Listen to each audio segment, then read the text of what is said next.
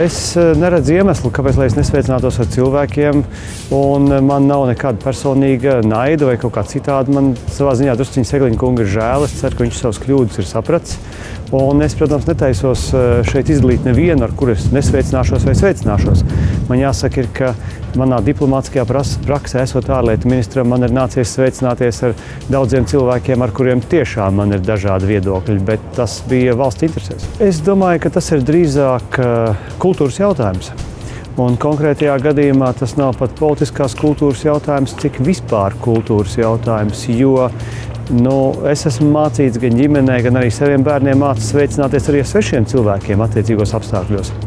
Tā kā es domāju, ka viņš ir rīkojies nepārdomāti.